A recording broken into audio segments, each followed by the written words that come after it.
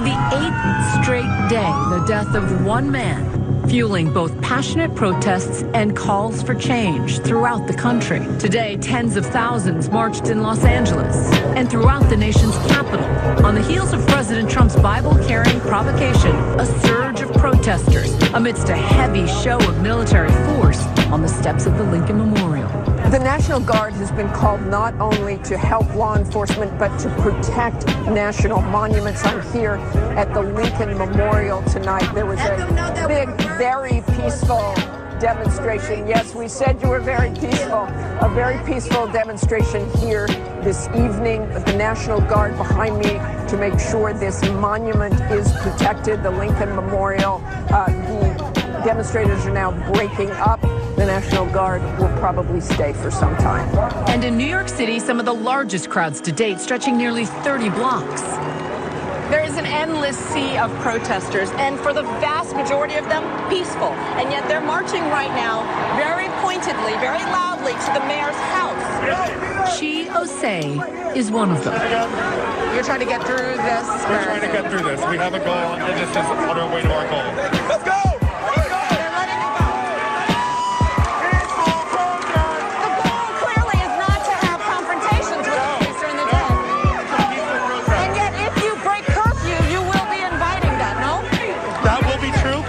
That in front of the mayor's eyes. We want the mayor to see that himself. Let me ask again. There should be no curfew because we are protesting peacefully. Curfews are now in place in dozens of cities across the country. And in New York, the curfew, the first since 1945, set at 8 p.m. for the rest of the week. It provides a legal reason for law enforcement to contact individuals, detain individuals, and potentially even arrest individuals to get them off the street and prevent them from engaging in destructive or violent activities such as looting.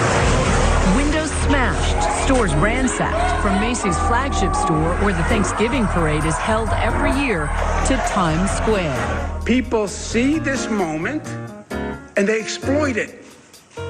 And that is criminal activity, and that is looting. Police now say many of these are not random, but well-orchestrated crimes by individuals taking advantage of the civil unrest. People who came to do violence in a systematic, organized fashion. That is a different reality we need to grapple with. Allegedly among them, Aruj Rahman and Collinford Mattis, arrested in New York, charged with tossing Molotov cocktails at a police vehicle. Police calling them professional agitators, both of them licensed attorneys, according to court records. Samantha Shader, allegedly seen here hurling a bottle, facing similar charges. Police say she's been arrested 11 times in 11 states for acts of violence and resisting arrest. In developing a security plan, law enforcement will place undercover officers in the middle of a protest. They'll also use a variety of tools like closed-circuit TV, aviation assets, drones, so that they can monitor protest activity and quickly identify and respond. At just 22, New York native Osei is becoming a seasoned protester. I'm grabbing my portable charger so that I can stay on live. On my Instagram live, heat-resistant gloves, a gallon of organic milk for mace and pepper spray. Protective eyewear is important. We are the generation that saw Trayvon Martin die, and we saw how George Zimmerman walked free. And we're angry. We have this pent-up passion and anger, and it's finally blooming. Roughly the same age as Trayvon Martin would be today, she was in high school when Eric Gardner died, pleading, "I can't breathe." All of it leaving an indelible impression. We're fighting for police to be accountable. We're fighting for black people to be treated as human. If you see police aggression against black people, which happens every day of these protests, you put your white bodies on the line. Osei and his group marched over 5 miles from Lower Manhattan up the city's east side this afternoon, the sight of so many in the streets still jarring after months of pandemic stay-at-home orders. The other appeal that Governor Cuomo made today is that this kind of lack of social distancing might contribute to the pandemic. Does that worry you? That doesn't at all. You know what's the worst pandemic? Racism. We've been experiencing that for centuries. George Floyd's family in his hometown of Houston are marching right now.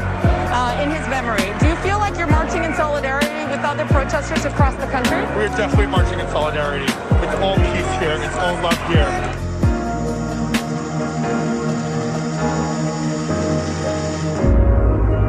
In Houston, the place George Floyd called home for most of his life, his community still coming to terms with his death. What made me cry was because George said, man, I'm hurt. I can't breathe. Mama, help me. Man, I'm my mama's child.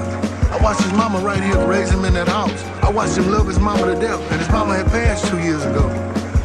And he was trying to reach out to his mother. Floyd grew up in the 3rd Ward, a predominantly black, impoverished neighborhood on the South Side. Our brotherhood always been that. Rapper Trey the Truth and some of Floyd's other friends took us back to his roots. This is his street. This is where he was born and raised. From the steps of his first apartment. This is the apartment that Floyd is staying right here. To his childhood home, now empty. He had a Tahoe truck. We'd sit right here in the truck, you know what I'm saying, all night and just talk. To his high school. He really was a gentle giant. He really was about fairness and goodness for everybody. You know, even at the expense of his own hurt, he stood for that and said, that's what means something. He was known as Big Floyd and rapped alongside DJ Screw and the hip-hop group Screwed Up Click in the 90s.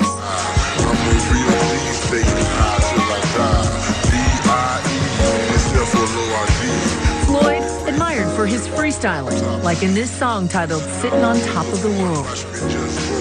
Yeah, he was always Big Floyd. He was always towering over everybody, you know, as a child all the way through adulthood. But his character, he's always been the same. Already, Floyd's death creating change here. His friends saying gangs on the South Side have stopped fighting. Because they feel they don't want to waste the police time and resources trying to catch them for getting into it with each other when they could be using it on get better laws, to pay attention to the stuff that needs to be paid attention to. Today, Floyd's older sister, LaTanya Romania Floyd, speaking out for the first time. I'm just not all together here, okay? But by the grace of God, my family, always been, you know, unity.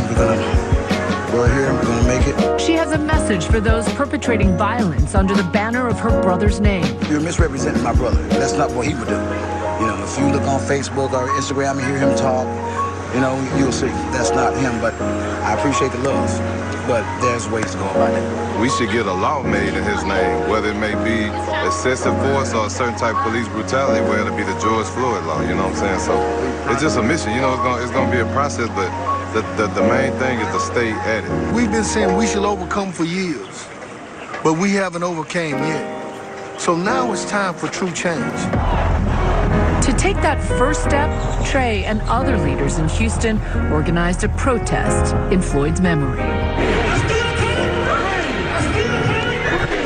My colleague Marcus Moore was along their route. It's a beautiful moment. We're making George proud. This is George's family here. We're making them proud to show how many people love George, man. And we're going to stand up across the nation for him. One of the organizers here is Ashton Woods, the founder of Black Lives Matter Houston, which got it started 2014 after the death of Michael Brown in Ferguson, Missouri. Please understand that I've been going for literally almost a full month before the murder of George Floyd because of the other murders right here. And it's exhausting, but the work has to get done. Woods is calling for the sea of supporters who showed up today to keep the movement going beyond this moment. I'm excited, but I'm also cautiously optimistic. And I'm not saying that I'm skeptical, but what I'm saying is, where will you be 6 months from now? We need you.